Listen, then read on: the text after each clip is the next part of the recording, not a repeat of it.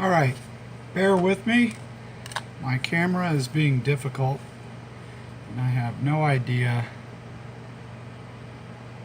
if it's actually focusing or not. So anyway, I'm gonna do this this demo to show, I believe his name is Will Pattison, and he did a fillers techniques demo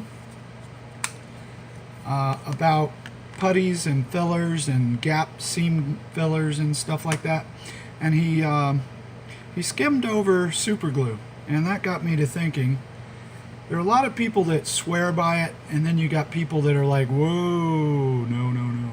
So I'm going to do a demo about how I use Superglue and how I was taught to use Superglue, and give you just some of the do's and don'ts with Superglue. Superglue, cyanoacrylate, can be bought in many different forms. Here's a hardware store variety that I picked up, and you know, I get many tubes as opposed to one large one. Usually once you open a tube, air gets in there and it starts to evaporatively cure the cement immediately. Now all I'm going to do is I'm going to put just the tiniest bit, and I just cut these two pieces apart just to misalign them and give you a demo of how to use, or how this can be used. And I'm just going to put a little bit in there, and through capillary action it's already seeped under there and welded itself to the table, which I don't want to happen. So I'm going to take a little bit of baking soda, and I'm going to just, ooh, it did it again, and just dust that down there and get a little bit of dust on my work surface. That does two things. Number one, it makes it slide a little easier just because it's under there. And number two, you can see that it has nearly instantly cured that little dot that bled through to the table. There are some better ways to do this, but that is a common mistake of people that use Superglue. Is they're working with it, and they either bond their fingers to their material while they're trying to hold it. It seeps out and it's still a little bit, it's not quite cured. So I'm going to take a little bit more and just run it down there. Now you can see that I'm actually filling up that gap there with this dust that's on my finger. Now what I'm going to do again, more camera trouble. Let's see if this works. Try to get this done. Okay, hopefully we won't have any more issues with that damn camera. So there's still a little bit in there. What I'm going to do is I'm going to take some Superglue and just ever so slightly put a little dot in there and let it seep in. Move it around a little bit so it just doesn't stick, and swipe it across there. Alright, now this is going to be sucked up into that seam, and it's also going to react with the baking soda. Now Superglue, cyanoacrylate, is, well, its main ingredient is very acidic. So what do you do to cure acidity? Add something very basic like baking soda. It's very basic, alkaline in nature. So when I add the two together, it instantly cures. I mean, That is rock hard now. It's cured. I can touch it. I can take a little piece of sanding paper and sand on it. Let's get some 80 grit on there, just to speed things up. And go down to my 220. Whoops.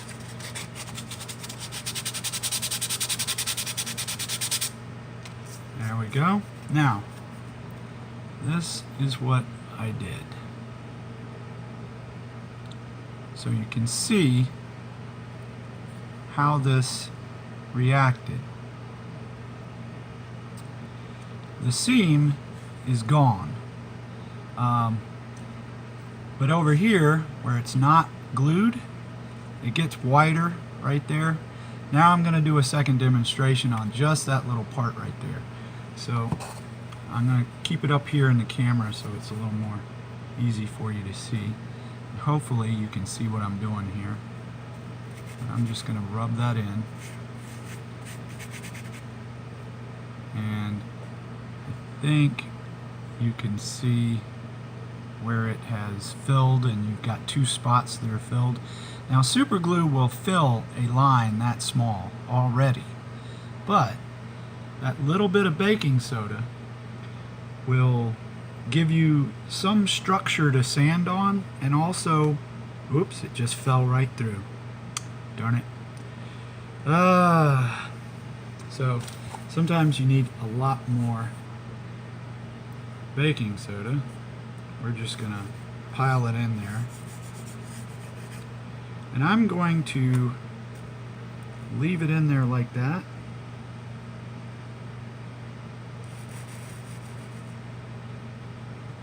Alright, you can do it like this, or you can do it like this, where you bring the baking soda to the superglue, which is essentially what happened on the back side here when I ground it in to this powder mix that's on the table.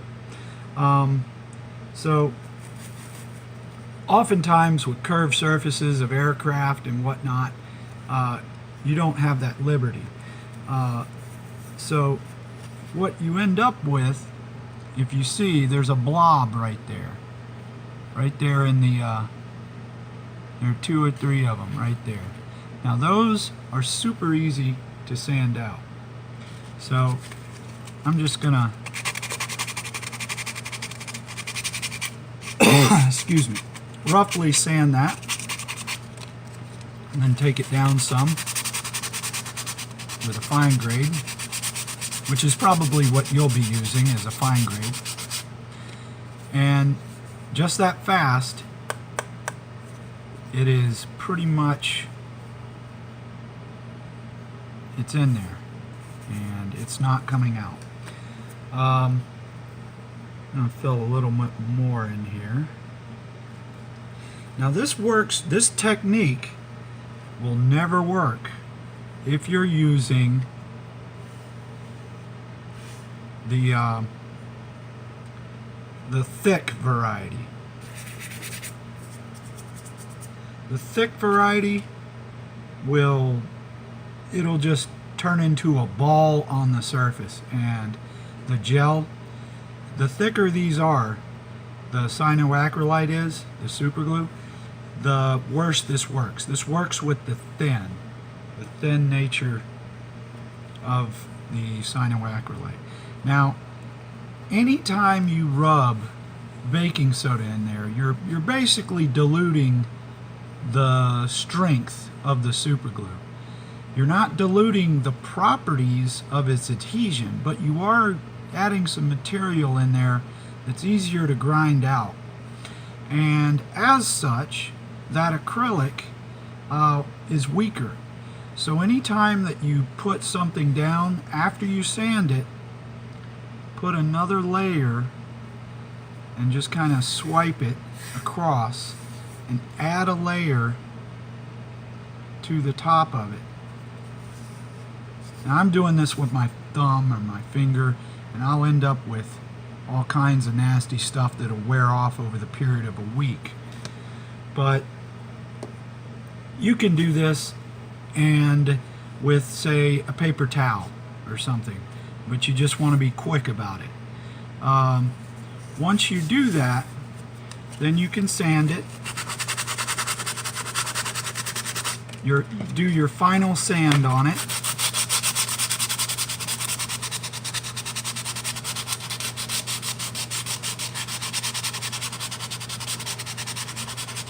And I'm gonna purdy this up for you.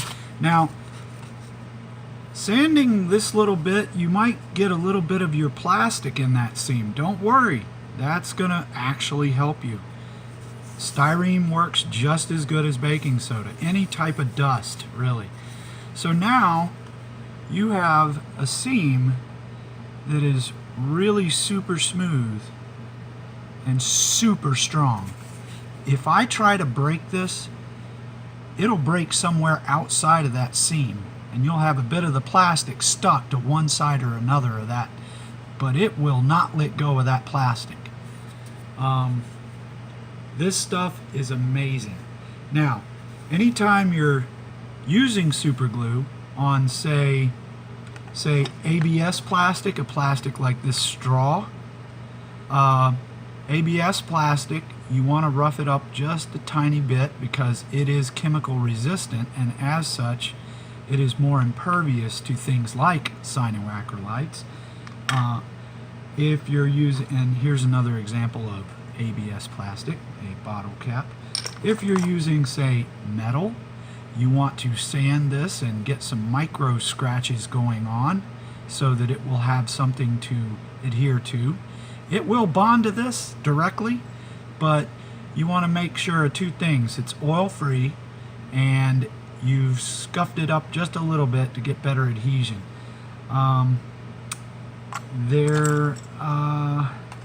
I don't know if I have any other plastics, but super glue will bond just about anything, and you can do some major filling of gaps. Now, I have an older model here I want to show you.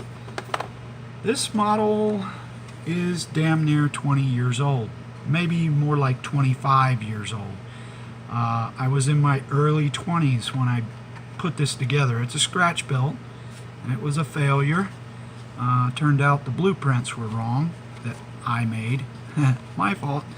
Right here, that's super glue after 30 years. It's solid.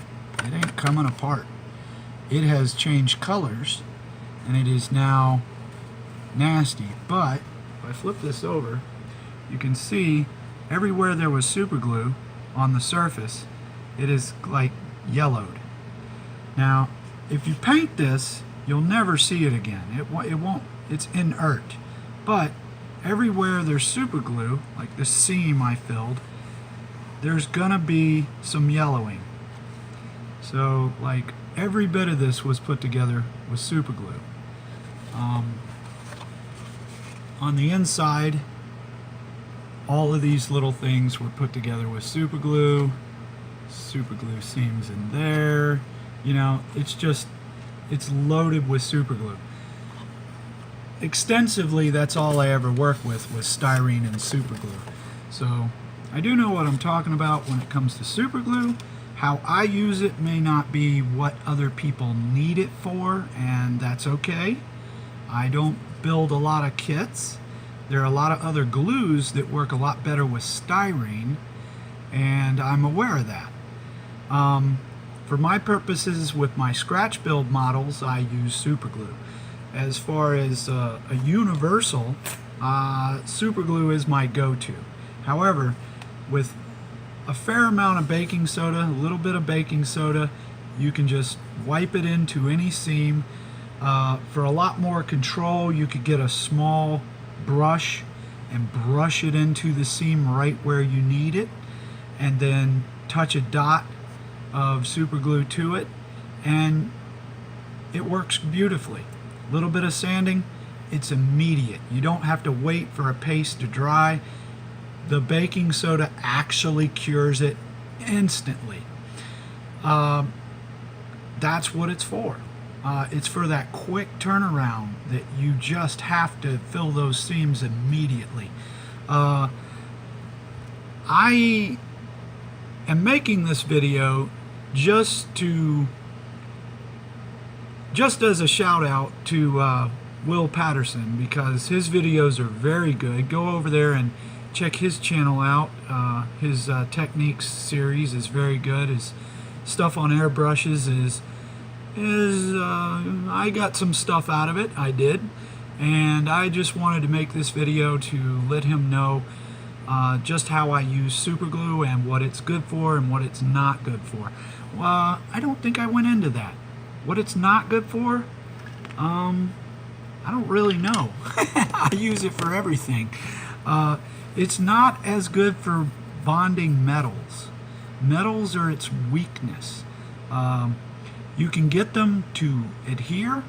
You do have to do a little scuffing up and sanding, but then if you pry at them, they'll pop. But micro soldering is best for metals. In any event, it's not good for all plastics. Like I said, ABS plastic, it's a little more chemical sensitive, so it doesn't want to bond as well to it. But just about everything else, in any event, if you've prepared it correctly, it's going to act as a cement. So, and it also has great capillary action where it will seek out the closest point. Like if there's a crack, it'll go into that crack and it'll fill it. Like if I put a dot on my finger here, it would bleed through the fingerprint lines and weld my entire finger together. So you want to be very careful. You always want to have some baking soda nearby and have it on your fingers when you're working with it, because that will save you some skin, literally. So anyway, that's my little tutorial on using Superglue. Hope it helped.